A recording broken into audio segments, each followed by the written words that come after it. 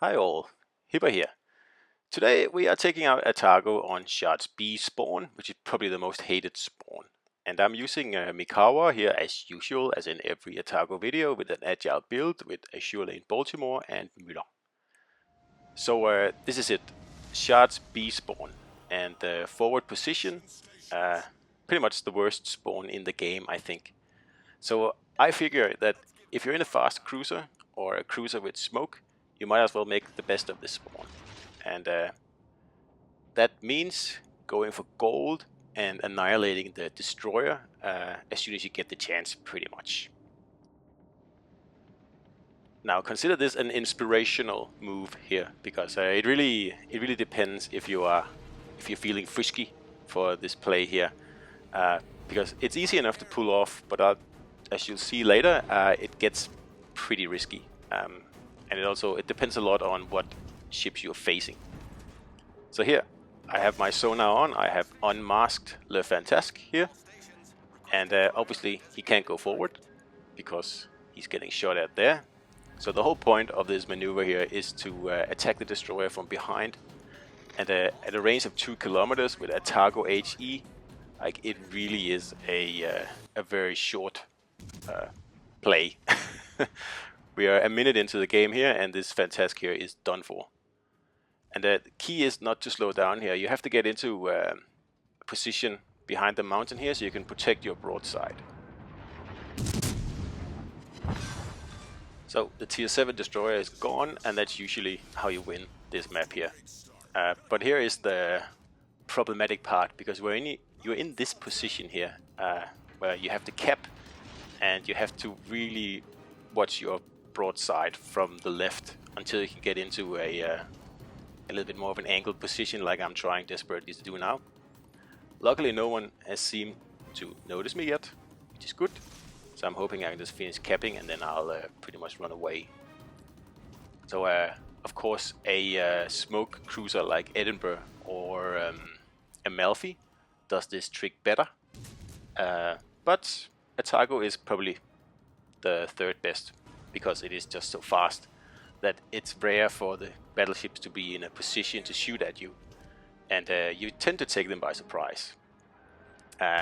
Of course, I never do this if I'm facing a 3-player division on the other team, because usually 3-player divisions, they know what they're doing, and Atago in that position there, just for like 10 seconds like I did, is just a very inviting target. But if you're not facing like a 3-player division, a 2-player at most, you can totally pull this off here. Just be quick about it. I mean, there's no waiting. You cannot just wait and then decide to do it later. It has to be done right off the bat before anyone is in position, especially the destroyer that you want to kill. And of course, sometimes there isn't a destroyer at B, and that's just a good thing, because then you can just cap and turn around immediately.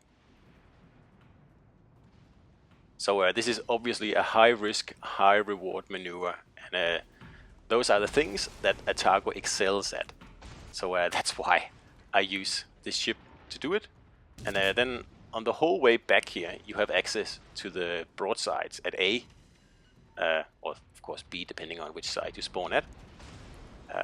And that means you can get in some nice damage going back and reset caps and all the other usual stuff the cruisers have to do.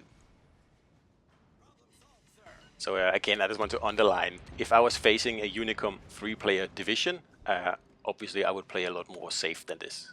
But in this case, I'm not, and I know that I can take advantage of the chaos on the enemy team to get away with this stuff here. Because if you saw in the beginning, the destroyer is usually the only ship that's able to fire at you once you storm around the corner there with 42 knots. And a destroyer at that distance is no match for Atago at the very least, and you don't need a radar, because sonar is more than enough in that distance. So if you noticed here, you get to see me make a mistake just before there. I thought that it was a different ship than the Bismarck that was targeting me, because 2 people were targeting me, and I end up turning my broadside right into the Bismarck's salvo. Now this map here allows for so many fun plays like the one I just pulled off here, and that's why it's my favorite map. And also because usually everyone is in range of everyone on this map, so bad players tend to get taken out really fast. I mean, if you show broadside in your battleship here, you're dead within a minute, something like that. And I enjoy that. So usually on this map here, you're down to about 5 or 6 ships on each side within, the first like 3 to 5 minutes usually.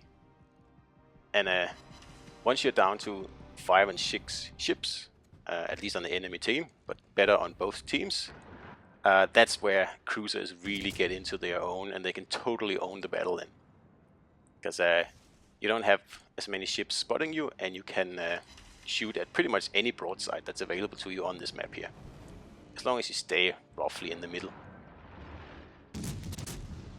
There's lots of islands to hide between if that's your thing, but I usually use them to block line of sight, which allows me to set up some of the most interesting ambushes that you can do in this game here, because this map is just perfect for it. Now, key to victory on this map here is control the sidelines, because you have so many islands that you can put between yourself and the enemy, of course, in like ways that make sense to you and your team. And it's especially a bad map for destroyers, because it is so easy to block their line of sight, and it's also very easy to deduce where they are on the map by using the islands.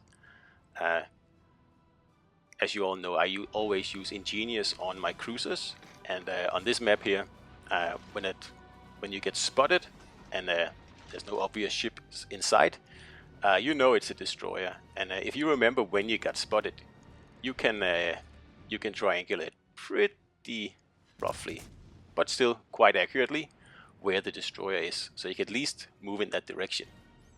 And if you have, for example, Wichita with the new commander, I forget her, the alien lady, Shelly Beebley, that's her name. If you have her, then you also have Twist and Track. And on this map, that just makes cruisers so powerful, especially if you have that Wichita with that commander. So also, if you enjoy brawling battleships, then this is also one of the best maps for those guys like Bismarck and Tirpitz and Scharnhorst, because of like the very strategically placed islands here allow you to get in really close to the enemy. And sniping battleships, they tend to have a pretty rough time on this map here, because usually battleships get spotted right off the bat, and they take a lot of citadel damage there. And you have to get into like a position that is protected, and that usually means hanging around one of the islands. And that means that you cannot really make full use of your sniper build. And on the other hand, battleships with brawler builds, or just battleships who do quite well in close quarters, they tend to do very well on this map here. And again, that's one of the reasons I really like this map, because it doesn't punish any playstyle in particular. It's a challenging map, absolutely, yes, it's a difficult map, especially if you're new to the game. But it is a very entertaining map, and agile cruisers do well, and island hiding cruisers do well, and destroyers perhaps have a bit of a tough time here, because it's quite hard to cap as a destroyer on this map here without getting radared or even sonared, because there's so many islands around the caps. So heading in there is quite difficult and quite dangerous for a destroyer, because all you need is a cruiser with a sonar somewhere around there, and you'll get spotted. So I don't feel bad for the destroyer players. They have pretty much the upper hand on every other map. But on this one, this is a cruiser map, and I really like it. It really invites aggressive gameplay, and calculated like risks, and I mean that is one of the most entertaining parts of this game here. And I wish there was more maps like this. Trident comes pretty close, I think. It's also a very equal map for all classes. And also the new map Hotspot. I have started to like that map a lot. Except for the middle spawn. Nothing happens there really. If you spawn in the middle, you pretty much have to head to either A or B, which takes about 2 minutes, and that's 2 minutes where you do nothing. On the other hand, on this map here, on Shards, it is instant action. Doesn't matter where you spawn. Like you saw before, within the, well, probably around the first minute, I had already killed the destroyer. And it's the same if you spawn on one of the flanks. If you are brave enough, you can have some really, really amazing plays on this map here. So just to get back to the point of this video here, and I just want to again make sure that you understand that this is a high risk, high reward play, and only do it in fast cruisers, and that means like cruisers that go 40 knots or more, or cruisers with smoke. And obviously you need a sonar, so that's why Amalfi is good in theory, but as soon as you smoke up, or the destroyer smokes up, you can't really pull off what I did before. So it's either Atago, Amalfi if you're feeling lucky, and obviously Edinburgh, probably the best one for it. The important thing is to know what you're up against when you're deciding if you want to pull off this stunt here, if you spawn at B, or you want to play it a little bit more safely, like for example stopping before you exit around the small island in the middle.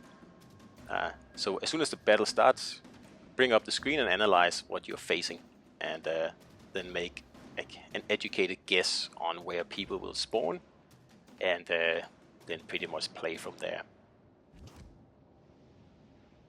Personally, I like decisive actions like this, because especially right at the beginning of the game, I know where the destroyers are or where they're going to be, and it just makes it easier to take them out immediately. And if you can take the destroyer or a destroyer out in the first minute of the game, you have just lifted your chance for victory by, I don't know, a lot of percent, especially if it's the only destroyer on the team. Now in this case here there was 2, but in reality we only had to fight 1 destroyer the whole game. So that's pretty much the end of the battle here, and as Monty Python would say, it was with a touch of daring do here, and it works if you know what you're doing, basically.